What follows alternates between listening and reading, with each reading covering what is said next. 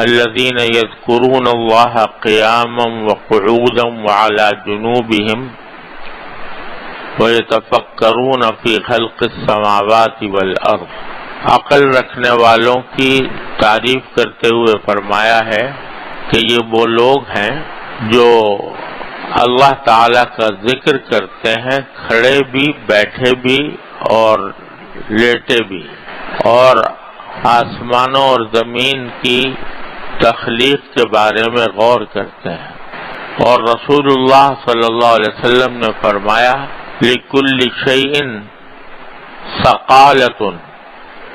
وَثَقَالَةُ الْقَلْبِ ذِكْرُ اللَّهِ،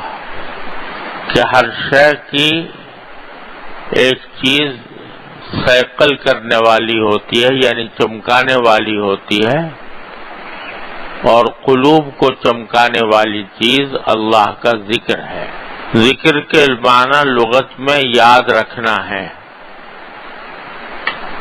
اس کا مقابل نسیان یعنی بھول جانا ہے۔ یاد رکھنا دو طرح سے ہوتا ہے، ایک صوری اور ایک حقیقی۔ صوری زبان سے یاد کرنے اور نام لینے کو کہتے ہیں، اور حقیقی ادائے حقوق کو کہتے ہیں۔ ذکر لسانی یعنی زبان سے یاد کرنا بھی ذکر اللہ کا ایک فرض ہے، مگر ناقص، اور ذکر حقیقی ذکر اللہ کا فرض کامل ہے۔ اگر دونوں جمع ہو جائیں یعنی ادائے حقوق کے ساتھ ذکر لسانی بھی ہو تو سبحان اللہ درجہ اکمل ہے۔ غرض کوئی خیر دنیا و آخرت کی نہیں ہے جو ذکر اللہ میں نہ آ گئی ہو۔ یہ جو بار بار عرض کرتا ہوں کہ اپنے سوچ کا رخ موڑنے کی ضرورت ہے کہ دن رات ہم جو دنیا کے کاموں اور دنیا کی راحتوں اور اس کی لذتوں کے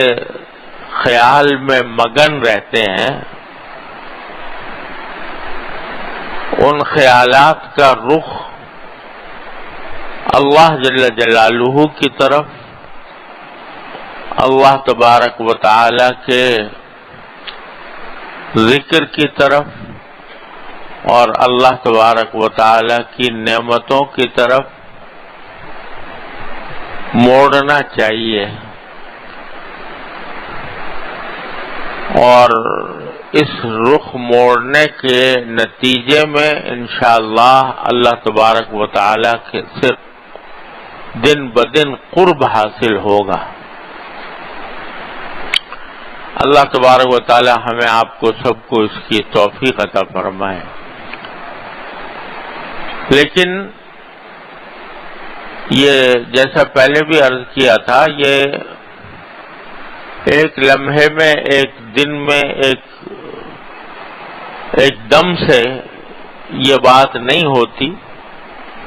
کیونکہ انسان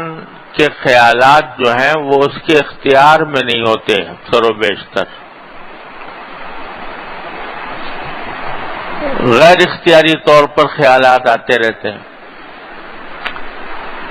لیکن اللہ تبارک و تعالیٰ کی سنت یہ ہے اور تجربہ بھی یہ ہے کہ جس چیز کی اہمیت زیادہ ہوتی ہے اور جس سے محبت زیادہ ہوتی ہے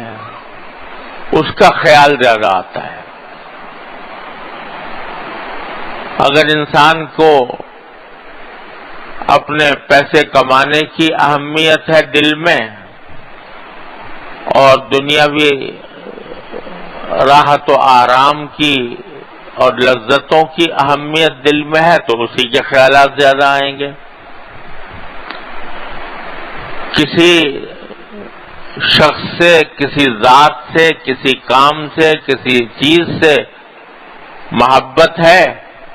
تو اس کے خیال زیادہ آئیں گے۔ تو اللہ تبارک و تعالی کے حضور پیش ہونے اور اللہ تبارک و تعالی کے سامنے جواب دہ ہونے کی اہمیت جب دل میں بیٹھے گی کہ پتہ نہیں کس وقت میری موت آ جائے، کس وقت میری آنکھ بند ہو جائے، کس وقت میں قبر میں پہنچ جاؤں، کس وقت میں اللہ تبارک و تعالی کے حضور حاضر ہو جاؤں، جب اس بات کی اہمیت دل میں آئے گی کہ آخرت زیادہ اہم چیز ہے بنسبت دنیا کے، دنیا کا کچھ پتہ نہیں کتنے دن کی ہے، اور جو لذت ہے، جو راحت ہے، جو مزہ ہے دنیا کا وہ فانی ہے، فنا ہو جانے والا ہے، کوئی لذت کامل نہیں، کوئی راحت کامل نہیں، مکمل نہیں، ہر لذت کے ساتھ، ہر راحت کے ساتھ کسی نہ کسی غم کا کانٹا لگا ہوا ہے، کسی نہ کسی فکر کا کانٹا لگا ہوا ہے۔ بڑے سے بڑا صاحب اقتدار، بڑے سے بڑا سرمایہ دار، مالدار، دولت مند، جس کو دنیا کی ساری راحتیں بظاہر میسر ہیں، لیکن اس کو بھی غم سے اور فکر سے چھٹکارا نہیں، بلکہ عام طور سے دیکھا گیا جتنا زیادہ آدمی کی دولت ہوتی ہے، جتنی جائیدادیں ہوتی ہیں، جتنا تجارت وسیع ہوتی ہے، کاروبار بڑا ہوتا ہے، اتنے ہی غم زیادہ ہوتے ہیں، اتنی فکریں زیادہ ہوتی ہیں، چھن نہ جائے، یہ نہ ہو جائے، وہ نہ ہو جائے، ہر رات دن رات آدمی اس فکر میں مبتلا رہتا ہے۔ تو دنیا کی نہ کوئی راحت مکمل اور نہ کوئی لذت مکمل، ہر ایک کے ساتھ غم کا، فکر کا کانٹا لگا ہوا ہے، اور آخرت اول تو دائمی، ہمیشہ کے لیے ہے، کبھی ختم نہ ہونے والی، اور اس میں اگر اللہ تبارک و تعالی اپنے فضل و کرم سے، اپنی رحمت سے نواز دیں اور اہل جنت میں شامل فرما لیں، تو صرف ایک نعمت کا آپ تصور کیجئے جو قرآن کریم نے بیان فرمائے، لا خوف علیہم ولا هم یحزنون، اور بھی کچھ نہ ہو، صرف یہ نعمت کہ نہ کوئی خوف، آئندہ کا کوئی خوف نہیں، یہ ہو جائے گا وہ ہو جائے گا، کوئی فکر نہیں، خوف نہیں، ولا هم یحزنون، اور نہ کبھی غم ہے کہ پیچھے کیا ہوا تھا کیا نہیں ہوا تھا، سب غم مٹ گئے، سارے خوف مٹ گئے، اور کچھ بھی نہ ہو تو انسان کا خوف اور غم سے خالی ہو جانا یہ اتنی بڑی عظیم نعمت ہے کہ آج ہم اس کی کا تصور بھی نہیں کر سکتے۔ اس واسطے کبھی لمحہ کوئی ایسا آیا نہیں زندگی میں کسی بھی انسان پر کہ نہ اس کو خوف ہو اور نہ حزن ہو، نہ کوئی غم ہو، ایسا لمحہ آج تک کسی انسان پر آیا نہیں۔ تو جب ایسی کیفیت ہو جائے کہ نہ خوف ہو، نہ حزن ہو، نہ غم ہو، تو اور یہ نعمت ہی اتنی بڑی ہے کہ کچھ اس کا حد و حساب نہیں۔ تو اگر اللہ تبارک و تعالی آخرت کی اہمیت دل میں ڈال دے، جس کو قرآن کریم میں فرمایا کہ وہ تؤثرون حیات الدنیا والآخرۃ خیر وابقی، تم دنیاوی زندگی کو ترجیح دیتے رہتے ہو ہر وقت، حالانکہ آخرت خیر بھی ہے، یعنی سراپا خیر ہے، اس میں کوئی شر کی آمیزش نہیں، راحت ہی راحت ہے، لطف ہی لطف ہے، اور لذت ہی لذت ہے۔ وہ خیر بھی ہے، وہ ابقا، اور پائیدار بھی ہے کہ ہمیشہ رہنے والی، کبھی ختم نہیں ہونے والی۔ تو اللہ تبارک و تعالی اپنے فضل و کرم سے آخرت کی اہمیت اگر دل میں بٹھا دے تو پھر جس چیز کی اہمیت ہوتی ہے اس کا خیال بھی زیادہ آتا ہے کہ اس کو میں درست کروں، اس کو بہتر کروں۔ دوسرے، محبت، اللہ جل جلالہ اپنے فضل و کرم سے اپنی محبت عطا فرما دیں، اور دعا مانگتے رہنا چاہیے کہ اللہ اپنی رحمت عطا، اپنی محبت عطا، اللہم ارزقنی حبک وحب من یحبک، اے اللہ اپنی محبت عطا فرما، اور جو آپ سے محبت کرتے ہوں ان کی محبت عطا فرما۔ تو محبت اللہ تبارک و تعالی عطا فرما دے تو جس چیز کی محبت ہوتی ہے اس کا خیال زیادہ آتا ہے، اس کا خیال زیادہ آتا ہے۔ تو اس لیے دو چیزیں ضروری ہیں اپنے خیالات کا رخ تبدیل کرنے کے لیے، ایک آخرت کی اہمیت، اور دوسرے اللہ تبارک و تعالی کی محبت۔ ان دونوں چیزوں کو پیدا کرنے کے لیے ایک چیز ہے جو معین اور معاون ہوتی ہے، مددگار ہوتی ہے، اور وہ ہے ذکر لسانی، اللہ تعالی کا ذکر۔ جتنا جتنا اللہ تعالی کا ذکر کیا جائے گا اتنا ہی اللہ تبارک و تعالی سے قرب بڑھے گا۔ قرآن کریم نے فرمایا کہ اذکرونی اذکرکم، میرا ذکر کیا کرو، میری یاد کیا کرو تو میں تمہیں یاد کروں گا۔ جب اللہ یاد کرے، اللہ تبارک و تعالی یاد کریں کسی کو تو پھر اس کو اپنا قرب بھی عطا فرمائیں گے۔ اس لیے اس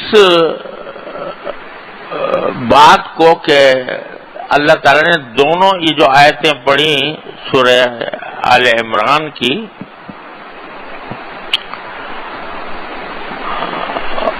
کہ الذین یذکرون اللہ قیاما وقعودا وعلی جنوبہم ویتفکرون فی خلق السماوات والارض، دونوں چیزوں کو ساتھ ساتھ ذکر کیا اللہ تبارک و تعالی نے، کہ یہ فرمایا ان فی ذلک لآیات لأولی الالباب، نشانیاں ہیں عقل رکھنے والوں کے لیے۔ عقل رکھنے والا کون ہے؟ وہ نہیں جو پیسے زیادہ پیدا کرتا ہو، وہ نہیں جو جاہو منصب جس کے بعد بہت زیادہ ہو، دنیا مال و دولت جس کے بعد، بلکہ فرمایا عقل والے وہ ہیں الذین یذکرون اللہ قیاما وقعودا وعلی جنوبہم، جو اللہ تعالیٰ کا ذکر کرتے ہیں کھڑے بھی، بیٹھے بھی، لیٹے بھی۔ وَيَتَفَكَّرُونَ فِي خَلْقِ السَّمَاوَاتِ وَالْأَرْضِ، اور غور کرتے ہیں آسمان و زمین کی تخلیق میں کہ یہ اللہ تعالیٰ نے بیکار پیدا، رَبَّنَا مَا خَلَقْتَ هَذَا بَاطِلًا، پروردگار یہ چیزیں، یہ آسمان، یہ زمین، یہ چاند، یہ سورج، یہ ہوائیں، یہ سمندر، یہ پہاڑ، یہ پوری کائنات، یہ آپ نے بے فائدہ پیدا نہیں کر دی، ویسے ہی لغو پیدا نہیں کر دی، بیکار پیدا نہیں کر دی، بلکہ اس لیے پیدا کی ہے تاکہ اس کے ذریعے ہم جنت کی ابدی زندگی حاصل کریں۔ یہ سوچتے ہیں، یہ تفکرون فی، تو فکر، سوچنا اور ذکر یعنی اللہ تبارک و تعالیٰ کے، تو ذکر کو پہلے ذکر کیا، فکر کو بعد میں، کہ جب آدمی ذکر کرتا ہے اور کثرت سے کرتا ہے، چلتے بھی پھرتے بھی، کھڑے بھی، بیٹھے بھی، لیٹے بھی، تو اس کے نتیجے میں اللہ تبارک و تعالیٰ اس کے اندر فکر بھی پیدا فرما دیتے،